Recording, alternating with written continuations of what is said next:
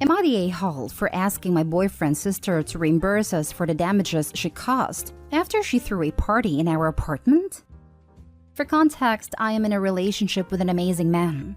I met his family and his family have met me too, and got along apart from his little sister Jess. She never liked me once I stepped into their house. It was like she was trying to find every single fault in me, whether my clothes, which she would sometimes say, "You look like a cheap woman showing that much cleavage," or stating, "You look like a nun all covered up."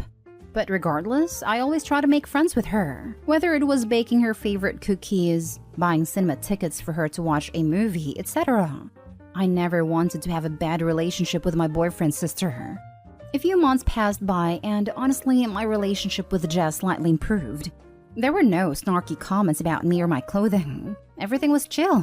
Until my boyfriend and I had a 3-day trip and were leaving our shared apartment and needed a house sitter to take care of our plants and our 3 dogs, and Jess volunteered. I was very hesitant, but my boyfriend assured me maybe she was trying to get in my good books. I left her my keys to the apartment since I didn't have a pair, and it was honestly just a 3-day trip. Fast forward 3 days later, we called Jess to inform her we're coming back, but she doesn't answer the phone. So later on, we're knocking on the door. When there's no answer for about 10 minutes, I try calling Jess repeatedly but still no answer. After a while, Jess opens the door. I was honestly relieved as we thought something bad happened. I tried answering, but she blocked me as I politely tell her to move away, before I pushed past her to see our apartment in ruins. Broken cups, plates, glass, and even a shattered wine bottle, even a few painting broken. But thankfully, it was only the sitting room and the dining area. Jess then starts apologizing, saying she just had a few friends over, who brought a few friends with them, and this mess happened. And I was having none of it, as maybe this was some kind of sick prank. I tell her I don't care how this all happened, but she would have to reimburse us for all the damages. Thankfully, my boyfriend supported me. Jess broke down in tears. I did feel bad for her, but actions do have consequences. She then starts shouting at me, saying our relationship was getting better, and I messed it up. In which I told her, "You're the only one who messed it up, not me." She did leave a few minutes later, but now my messages are flooding, with some of her family members telling me to forgive her, and it was a mistake and I am being too harsh on her, but I'm not budging. Now for the top comments. Not stay home. Have you taken pictures? If you haven't, do so if possible. If it escalates, then you have proof to show the police. I haven't taken any pictures. Hopefully, it doesn't get to a point that I have to inform the police. I hope it doesn't either. I would take pictures for insurance purposes, and if any family member says anything, you can offer to show them the damage. I can guarantee they would be angry if she did that at their home. Yes, because it's likely she's telling them things like it's just a little messy, and are blowing it out of proportion. Pictures will tell the real story. Document everything. Not stay home. It isn't a matter of forgiving her, and you could tell her flying monkeys that you do forgive her, though you are not obligated to do so. You just want her to take responsibility and reimburse you for the damage. I tell her I don't care how this all happened, but she would have to reimburse us for all the damages. This is a perfectly reasonable stance. Forgiveness is not the same thing as released from consequences of your actions. Additionally, you can forgive someone but still not trust them. Not stay all OP. Be polite and civil with her, but keep her at arm's length. Your significant other needs to shut her down too. Her comments on your appearance need to stay in her mouth. When someone sends their flying monkeys in an argument, it's because they know they were wrong. You are not a-hole, but Jess definitely is. So she damaged your place and didn't even have the decency to clean it up. And now you just have to forgive this behavior? After she reimbursed the damages, she's forgiven. If she took accountability for her actions and you continued to hate her, they could say these kinds of things, but not now. Next story. Am I the a-hole for refusing to take in a single mother and her children? I own a 3-bed, 2-bath, and I use one room for work/guest room and one room to sleep in. I wanted to find a roommate to take the last room I wasn't using, and they would have their own bathroom. I posted a bedroom for $900 looking for a single female roommate and got a lot of interest. I also told some of my friends about wanting to find a roommate because I would rather live with someone I already know. One of my friends gave my number to a friend who was a single mother of 3 kids. She asked to see the place without telling me she had children, and I let her come to look at the place. She brought her 3 kids with her to see the place, and I told her I was looking for a single female, not 4 people. She got angry and accused me of discriminating against her and threatens to get her lawyer involved. I know I'm not allowed to have preferences for roommate, and only full unit rentals are not allowed to discriminate against children. I told her she could, but the law was in my favor and told her I wasn't interested in living with her children, especially since the rental was for 1 room, so where would they sleep? She told me I should give up the room I work in to her 2 oldest, and I told her nope, that's not definitely going to work, and kicked her out. She called me again 2 days later and begged me to let her and her children stay for a month or 2, since her landlord was kicking her out at the end of the month and her children would stay at their grandma's, so I just had to take her in. I heard horror stories about tenants refusing to leave and evictions taking forever, so I told her I had already found a tenant. This isn't a lie. I had someone I thought was a good fit, but they wanted to move in the next month, June, instead of May, which would have been better for me.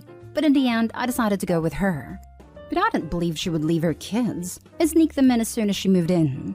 My friend called me up and told me she was desperate and couldn't afford a higher rent elsewhere and I should take her in as an act of kindness.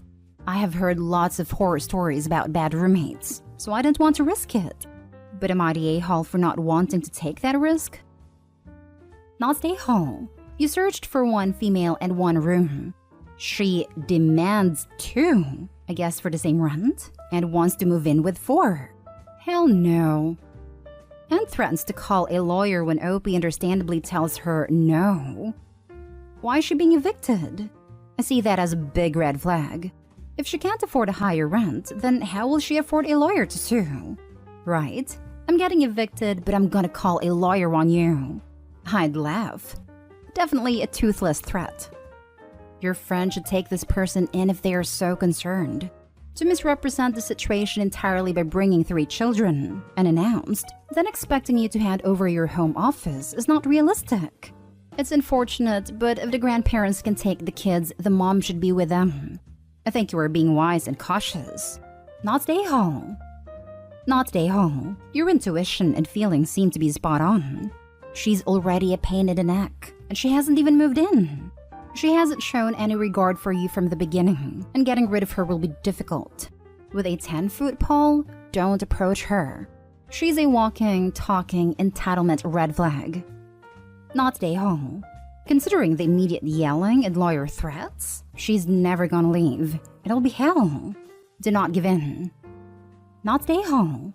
Look, not everyone wants to hear it, but an act of kindness shouldn't be coerced.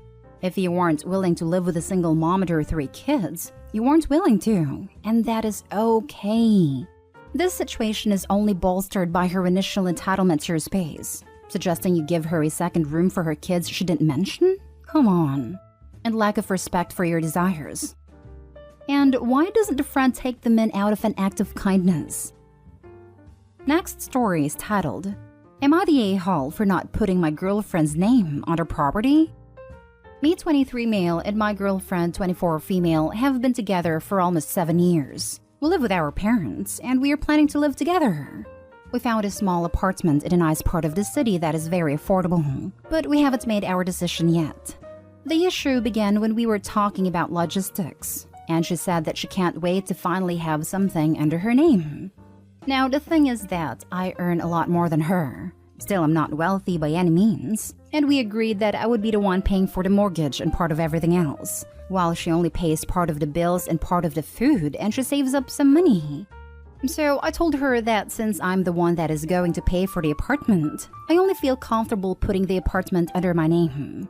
She blew up at me calling me selfish, that I'm already thinking about breaking up and that I want to leave her with nothing. I told her that it isn't true, that I want to grow old with her and love her until the day I die and beyond, but that a lot of people felt that way and they still ended up breaking up, and I just wanted to look after myself. I told her we are not married yet, and I obviously would not expect her to give me part of her savings if we part ways. So it is not fair to expect me to give her part of the apartment that I would be paying for if we part ways. She called me an a-hole and now is not talking to me to fix things up. At this point, I'm just considering getting the apartment anyway for myself. And if she wants to stay with me, she would be welcome to move in.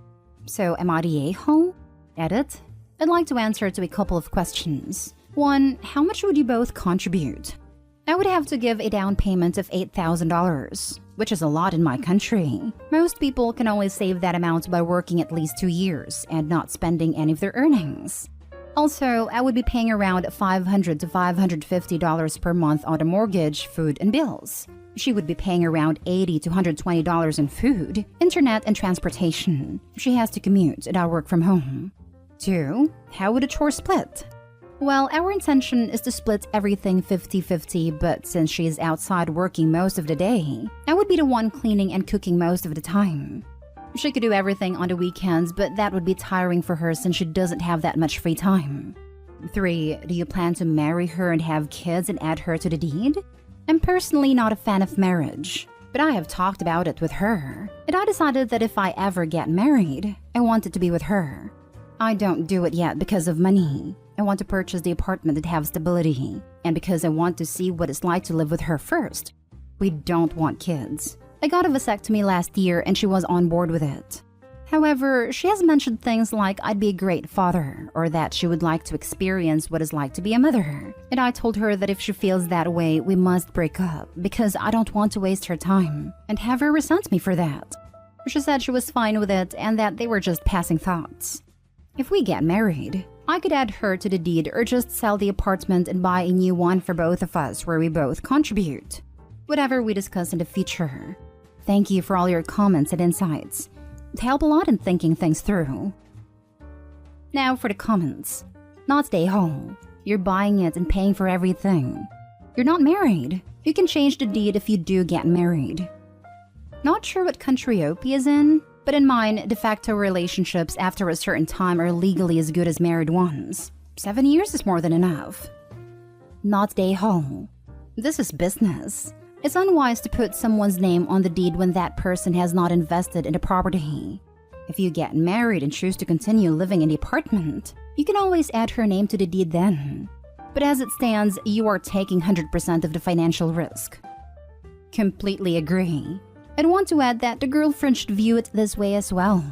When my husband, then boyfriend of 6 years, bought our home, I insisted on having a lease agreement.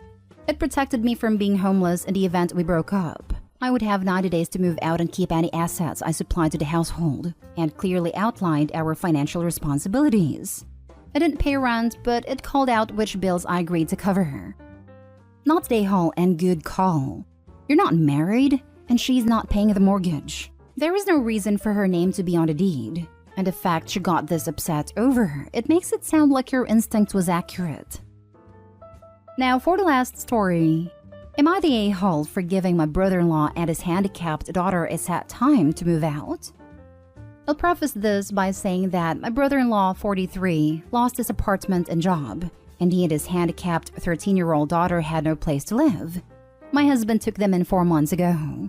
Brother-in-law is your typical tiny, 5'4" man. He hates fat people, to the point he wouldn't tip waitresses he considered fat.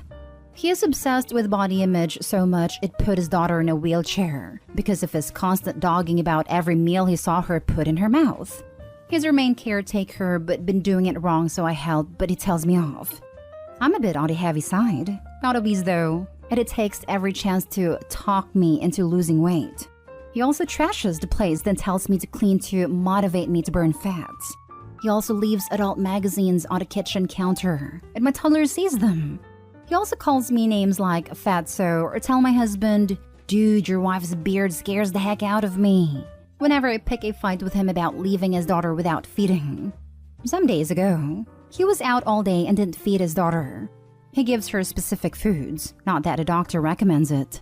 The food ran out and he said he was going out to buy some but didn't return. She literally begged me to feed her anything, so I made her a sandwich with my son. Her father returned and went off on me saying I had no business feeding his daughter junk. It was homemade, and cussed me out, then accused me of trying to fatten her up and become a pig like me. I had enough, and yelled at him that his daughter wasn't a dog, then told him he had X time to pack and leave. He told my husband and he started arguing with me. I said I could not take any more humiliation in my own home. He said it was appalling and loathsome that I want his brother and handicapped knees on the street. He told me to go apologize and really do better, but I refused, and things have been tense since then. Info, why have you not reported him to the social services? He's mistreating his daughter. I have threatened him at some point, seeing how he essentially treats his daughter as a dog. My husband got mad at me, and he threatened to divorce me if I try to tell someone. You could have solved this by calling child services at the same time you filed for divorce. That child needs to be protected. If you don't call child services, you are absolutely the a-hole here. Not the a-hole. Also, this is more of a husband problem. Your husband doesn't seem to care at all that his brother straight up is a bully to his wife and starves his niece. I would call CPS on your brother-in-law. Call CPS. Don't let her leave with him. Kick him out but keep her there.